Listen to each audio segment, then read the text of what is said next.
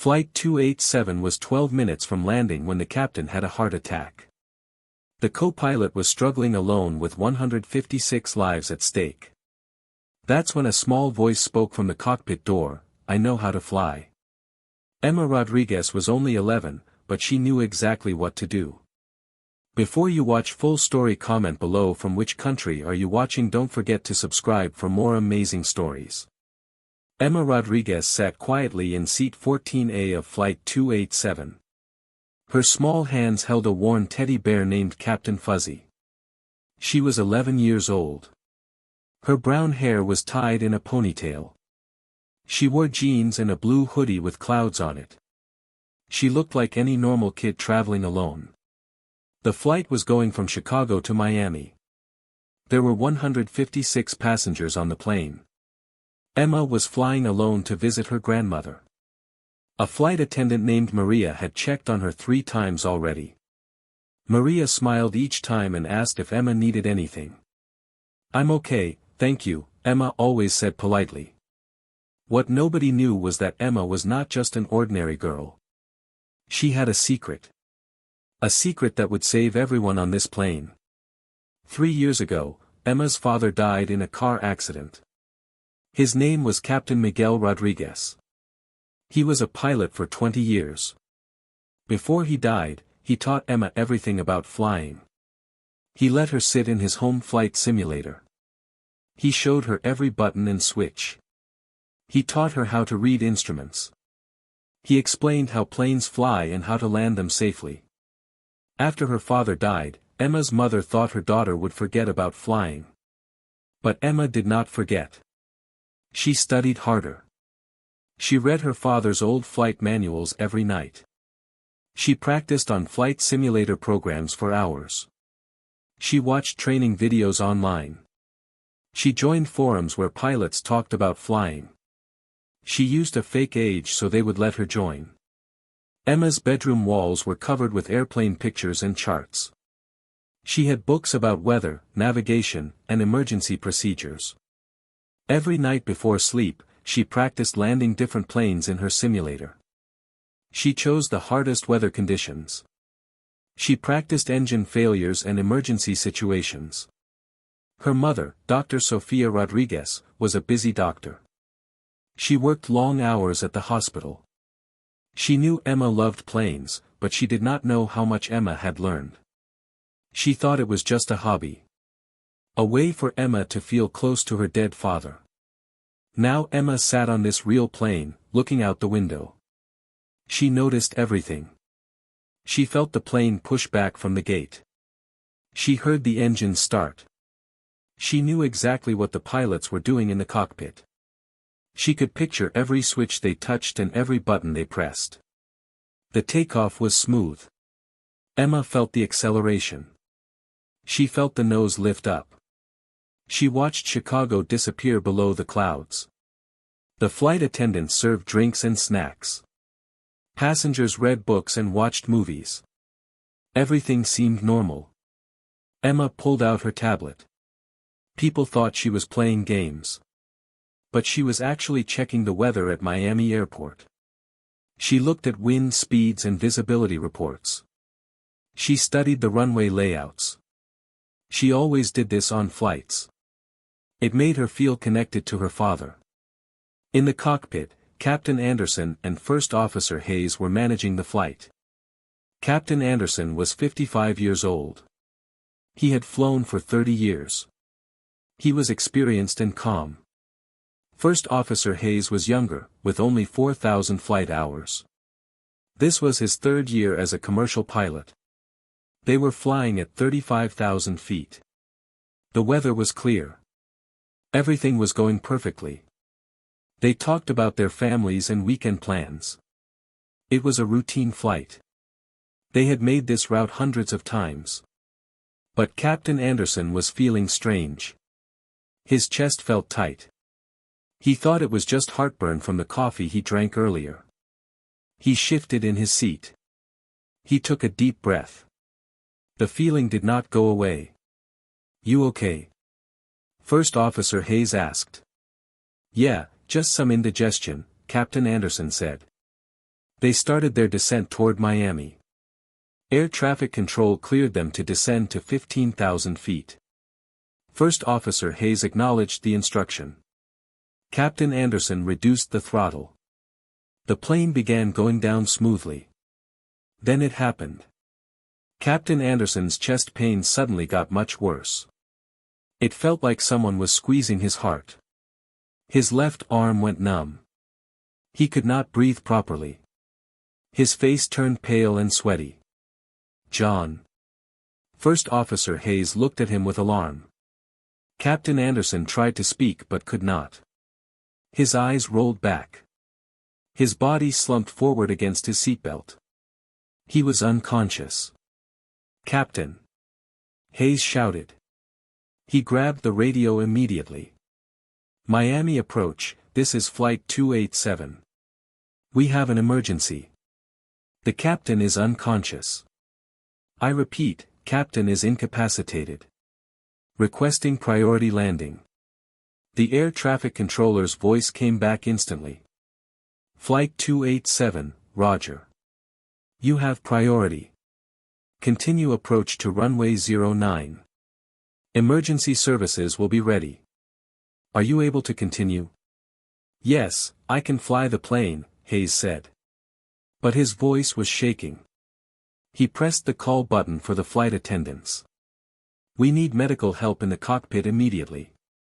The captain has collapsed." In the cabin, Maria heard the call. Her face went pale. She grabbed the PA microphone.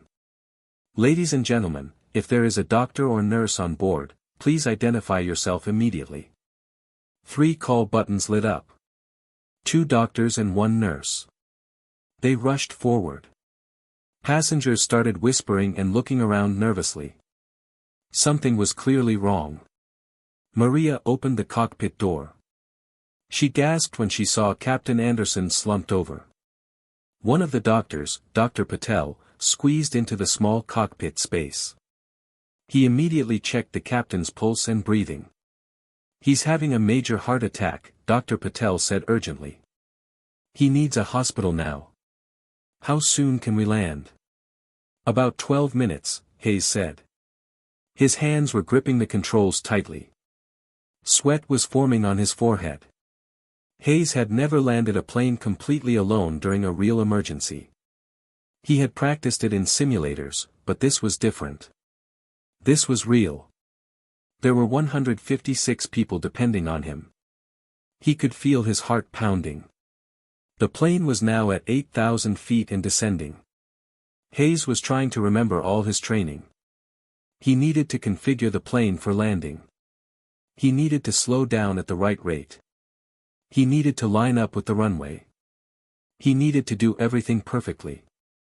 But he was making mistakes. His hands were shaking. He was descending too fast. The plane was not aligned properly with the runway. He was forgetting steps in the landing checklist. The stress was overwhelming him. Emma knew something was wrong. She could hear the nervousness in the flight attendants' voices. She could feel the plane descending strangely. It was too fast and not smooth. She unbuckled her seatbelt and stood up. "Sit down, honey," an older woman next to her said. But Emma walked toward the front of the plane. Maria was standing near the cockpit door, looking worried. She was talking on the phone with someone. "Excuse me," Emma said quietly. Maria looked down at her. "Sweetie, you need to go back to your seat. We're landing soon." "What happened to the pilot?" Emma asked. Maria hesitated. She did not want to scare the child. "He's sick, honey. But the other pilot can land the plane. Please go sit down." Emma could hear voices from inside the cockpit. She heard the first officer's stressed voice. She heard the altitude callouts from the instruments. She knew they were at about 6,000 feet now. Maybe 10 minutes from landing. Emma made a decision that seemed crazy. But she knew she had to try. "I can help," Emma said firmly. Maria looked confused. "What do you mean?" "I know how to fly," Emma said. My father was Captain Miguel Rodriguez. He taught me everything. I've practiced thousands of times. The pilot needs help. Maria stared at her. You're 11 years old. I know the approach speeds for this plane, Emma said quickly. I know the landing procedures. I know what instruments to check. Please, let me talk to the pilot. I can help him. Maria did not know what to do. This was insane. A child could not help fly a plane. But something in Emma's eyes was different. She did not look scared. She looked confident and serious. Dr. Patel stuck his head out of the cockpit. We need to land fast. The captain's condition is critical. Maria made a decision. Wait here, she told Emma. She went into the cockpit and spoke to Hayes. There's a passenger. A child. She says her father was a pilot. She says she knows how to fly. She wants to help. Hayes looked at her like she was crazy. A child? She seems very confident. She knows technical terms. Maybe she can call out checklists for you. Give you an extra set of eyes. Hayes was struggling. The plane was now at 4,000 feet. He was falling behind on his procedures. He was making small errors that were adding up. He needed help desperately. Send her in, he said. Emma stepped into the cockpit. It was small and cramped. Dr. Patel was performing CPR on Captain Anderson. First Officer Hayes looked stressed and scared. The instruments glowed with lights and numbers. Emma looked at everything. She recognized every instrument. She had studied this exact cockpit layout hundreds of times. What's your name? Hayes asked. Emma Rodriguez. My father was Captain Miguel Rodriguez. He flew for United Airlines for 20 years. Hayes glanced at her. Do you really know about flying? Yes, sir. You're at 3,800 feet. Your airspeed is 210 knots. That's too fast for this altitude. You should be at 180 knots. Your descent rate is 1,500 feet per minute. That's too steep. It should be around 700 feet per minute for a stable approach. Hayes stared at her. Those numbers were exactly correct. No 11-year-old should know this. How do you know that? He asked. I've practiced this approach hundreds of times, Emma said calmly. I can help you. Tell me what you need. Hayes made a decision. He had nothing to lose. Okay. Stand right there where you can see the instruments. Call out my altitude, airspeed, and descent rate. Help me stay on track. Emma positioned herself where she could see everything clearly. She was too short to reach any controls. But she could see all the displays perfectly.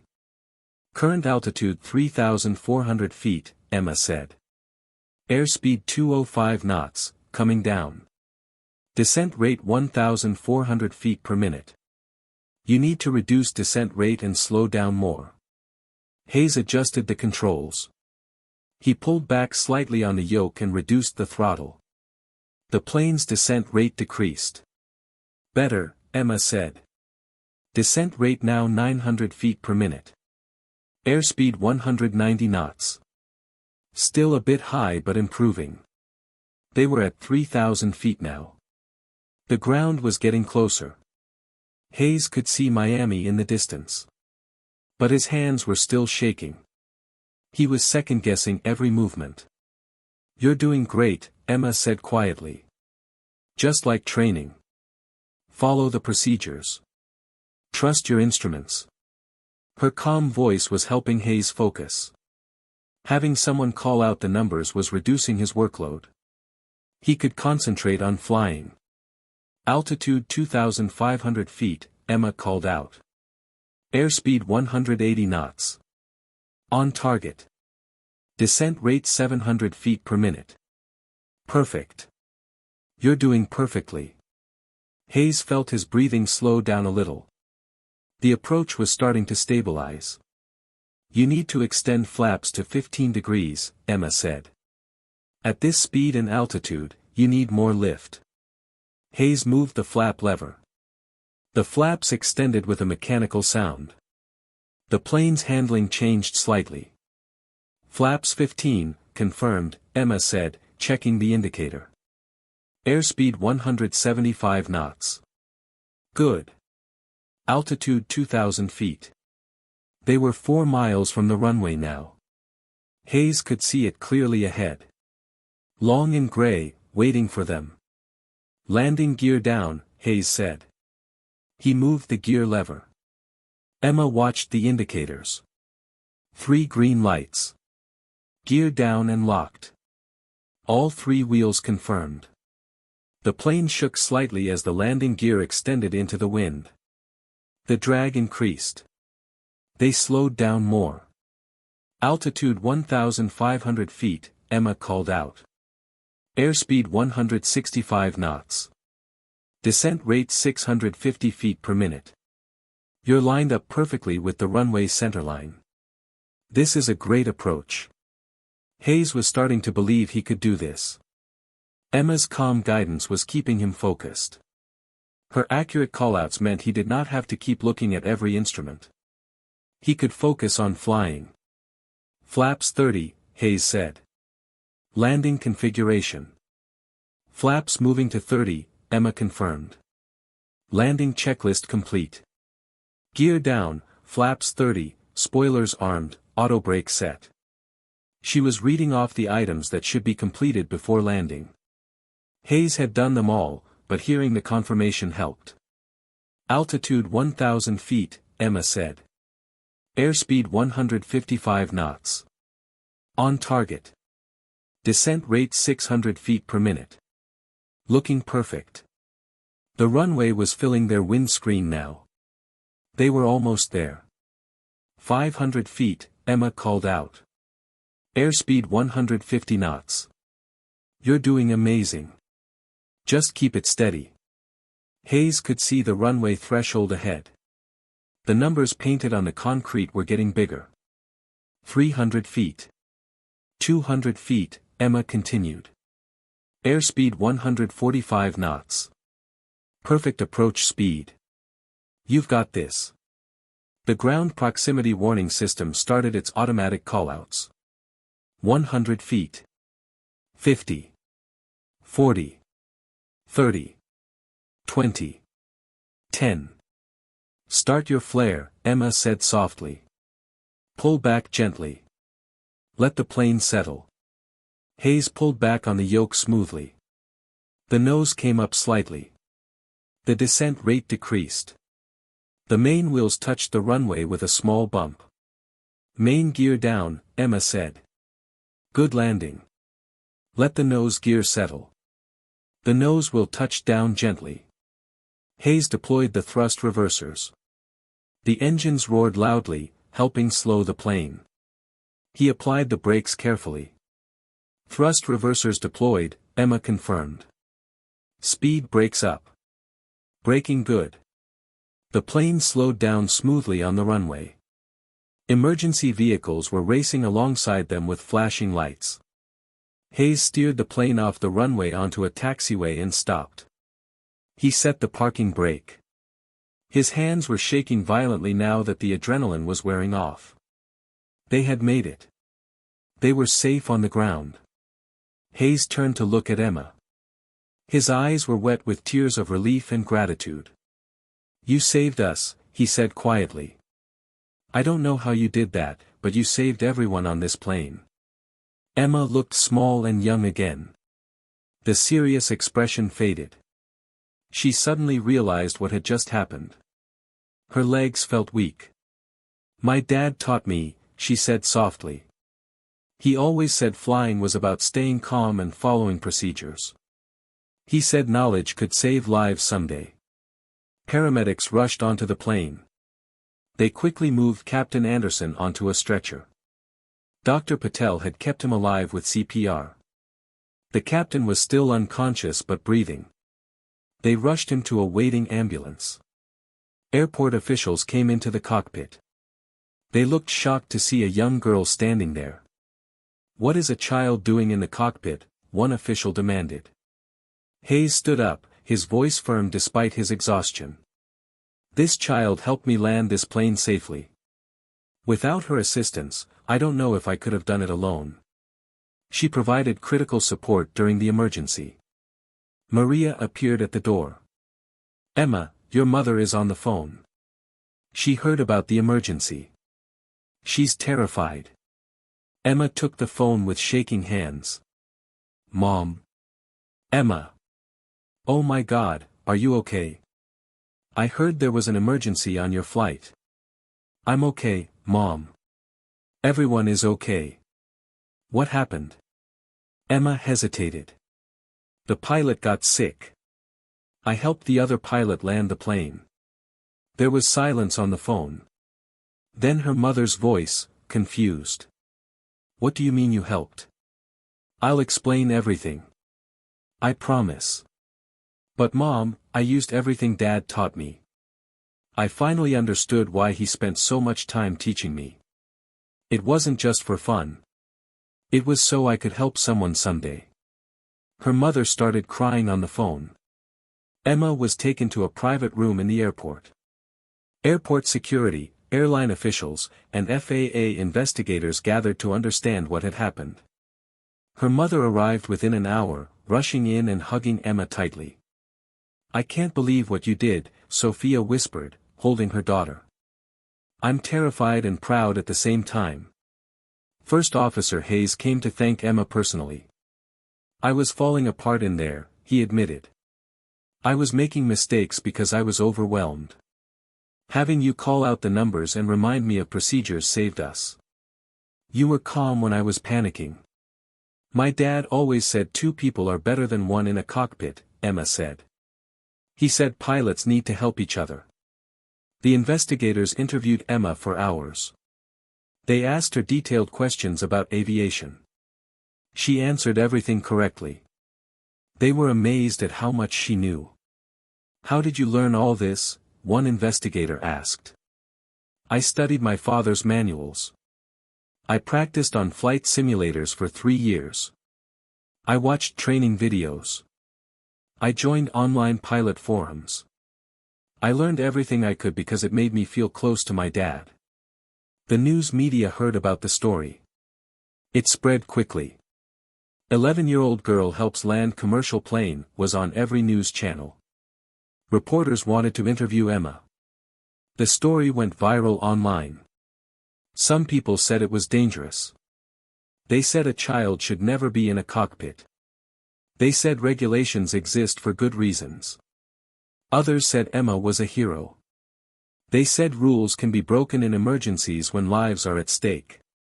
Captain Anderson survived his heart attack. He spent 2 weeks in the hospital. When he recovered enough, he asked to meet Emma.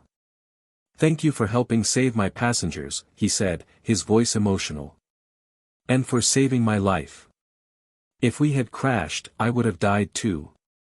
You gave me a chance to see my family again." Emma smiled shyly. "I'm glad you're okay, sir." The FAA investigated thoroughly. They reviewed the cockpit voice recordings. They interviewed everyone involved. They finally issued a statement. While Emma Rodriguez's presence in the cockpit violated standard operating procedures, the unique circumstances of this emergency warranted non-standard actions. First Officer Hayes made a reasonable decision to accept assistance during a critical situation. No disciplinary action will be taken. However, this case should not be seen as setting a precedent for civilian involvement in flight operations. Life slowly returned to normal for Emma, though she was now famous. Kids at school treated her like a celebrity. Teachers asked her to speak about her experience. She was invited to appear on talk shows. But Emma remained humble. "I just did what my dad taught me," she always said. Her mother had long conversations with her about the future. "I was wrong to think your interest in flying was just a phase," Sophia admitted. "You have real talent and knowledge. But you're still a child. We need to find balance. They agreed on new rules. Emma could continue studying aviation, but she also needed to focus on school and normal kid activities. She could practice on her simulator, but not for hours every day. She needed time for friends and hobbies besides flying. First Officer Hayes wrote a letter to Emma's mother. Your daughter has an extraordinary gift. She should be encouraged to pursue aviation when she's older. She has the knowledge, skill, and temperament to be an excellent pilot someday. Emma did continue her studies. But she also discovered other interests. She joined her school's science club. She made more friends. She still loved aviation, but it was no longer her only focus. Years later, when Emma turned 18, she applied to flight school. She earned her pilot's license. Then her commercial license. She became a flight instructor, teaching others the way her father had taught her. She kept Captain Fuzzy, her old teddy bear, on a shelf in her office. She kept her father's flight manuals too. They reminded her of where she came from and what she had learned. The story of Flight 287 became famous in aviation circles. It was taught in flight schools as an example of crisis management. Not because a child helped fly a plane, but because it showed important lessons. It showed that knowledge has value, even when you never expect to use it. Emma never thought her simulator practice would matter in real life. But it did. It showed that help can come from unexpected sources. Hayes could have refused Emma's assistance. He could have said she was just a child. But he listened and accepted help when he needed it. It showed that preparation matters. Emma's father spent years teaching her, never knowing it would save lives someday. That time was not wasted. Most importantly, it showed that courage is not the absence of fear. Hayes was terrified. Emma was scared too. But they both did what needed to be done despite their fear. Emma gave a speech at her flight school graduation years later. She talked about that day on Flight 287. My father used to say that flying is about responsibility, she told the audience. When you're in that cockpit, people are trusting you with their lives. You have to honor that trust. You have to stay calm. You have to use your training. You have to help others when they need it. That day on Flight 287, I was scared. But I remembered what my dad taught me. I remembered that knowledge without action is useless. I remembered that helping others is more important than following rules blindly. I hope all of you remember that too. Be prepared. Stay calm. Help each other. That's what being a pilot means. The audience gave her a standing ovation. Captain Anderson never flew commercially again. His heart attack ended his flying career. But he did not regret it. I got to see my daughters graduate from college, he said. I got to walk my youngest daughter down the aisle at her wedding. I got to meet my grandchildren. I got 20 more years of life that I would not have had if that plane had crashed. He stayed in touch with Emma over the years. They became friends. He watched her grow up and become a pilot herself. He attended her flight school graduation. I'm proud of you, he told her that day. Your father would be incredibly proud too. Emma Rodriguez's story is unusual. Most people never face situations where childhood knowledge saves lives. Most 11-year-olds do not help land commercial airplanes. But the lessons from her story are universal. Learn everything you can. You never know when knowledge will be useful.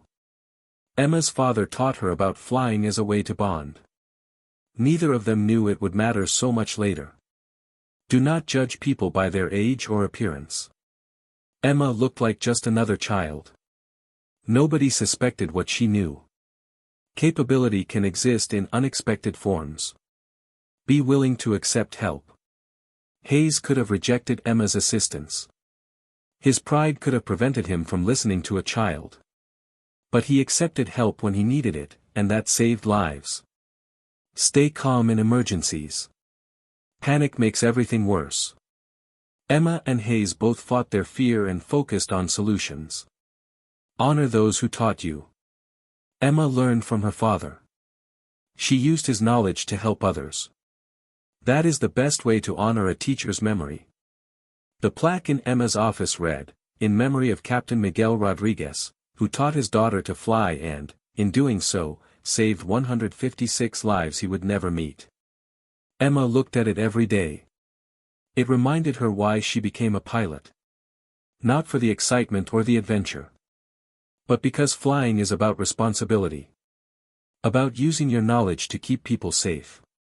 About honoring the trust they place in you when they board your aircraft.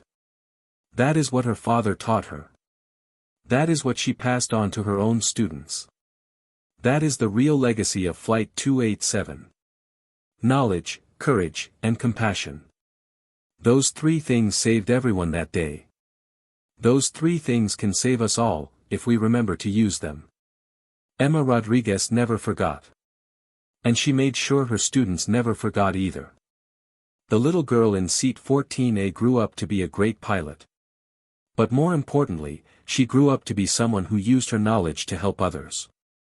Someone who stayed calm in crisis. Someone who honored her father's memory by being exactly what he taught her to be. A pilot who understood that flying is not just about moving planes through the sky.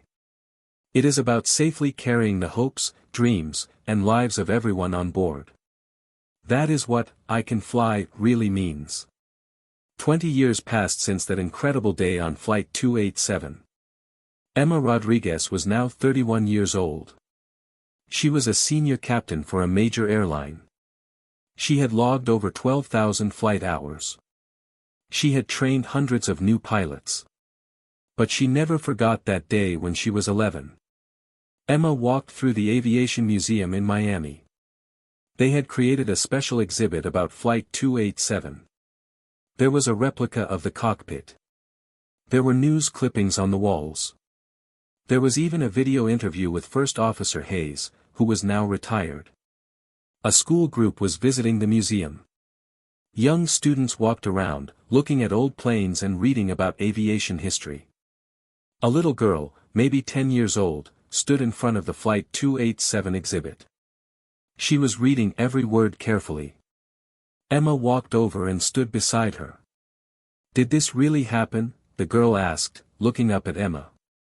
"Yes, it did," Emma smiled. "A kid really helped land the plane?" "She did." The girl looked thoughtful. "My mom says I spend too much time reading about planes. She says I should do other things." Emma knelt down to the girl's eye level. "What's your name?" "Jessica." "Well, Jessica, let me tell you something. Learning is never wasted. You never know when knowledge will be useful. That girl who helped land the plane. She learned because she loved aviation. She never expected to use that knowledge. But when the moment came, she was ready." Jessica's eyes widened. "Do you think I could be a pilot someday?" "I think you can be anything you want to be," Emma said. "If you love flying, then study it. Learn everything you can. Practice. Dream. Work hard. And one day, maybe you'll be flying your own plane." "Really? Really? I know because that girl in the story? That was me." Jessica gasped. "You're Emma Rodriguez?" Emma nodded, smiling. "Wow. You're famous. Can I ask you something?" "Of course. Were you scared that day?" Emma thought for a moment. "Yes, I was very scared. But my father taught me that being brave doesn't mean you're not afraid. Being brave means you do the right thing even when you are afraid. That day, I was terrified. But I knew I could help, so I had to try." Jessica looked inspired. "I want to be brave like you." "Then keep learning. Keep dreaming. Keep believing in yourself. And remember, age doesn't define ability. Knowledge and courage do." Emma stood up and saw Jessica's mother approaching. The woman recognized Emma immediately. "Oh my goodness, are you Captain Rodriguez?" the mother asked. "Yes, ma'am. Thank you for talking to my daughter. She's obsessed with planes. I worry it's too much for a child." Emma smiled warmly. "It's not too much. It's passion. Encourage it. You never know where it might lead." As Emma walked away, she heard Jessica excitedly telling her mother about their conversation. Emma smiled to herself. Maybe she had just inspired the next generation of pilots. Outside the museum, Emma looked up at the sky. A plane flew overhead, leaving white contrails against the blue sky. She thought about her father. She thought about Captain Anderson, who had passed away last year peacefully at age 75. She thought about First Officer Hayes, now enjoying retirement with his grandchildren. Emma pulled out her phone. She had a text from her own daughter, who was 7 years old. "Mommy, when will you teach me to fly like Grandpa taught you?" Emma typed back, "Soon, sweetheart. Very soon." The legacy continued. The knowledge passed down from father to daughter, and now from mother to daughter. The story of Flight 287 would never be forgotten. It would inspire generations of young people to learn, to dream, and to believe that they could make a difference. Because that's what "I can fly" truly means. It's not just about operating an aircraft. It's about having the knowledge, courage, and heart to help others when they need it most. It's about honoring those who taught us. It's about passing that knowledge forward. Emma Rodriguez understood that better than anyone. She lived it every single day.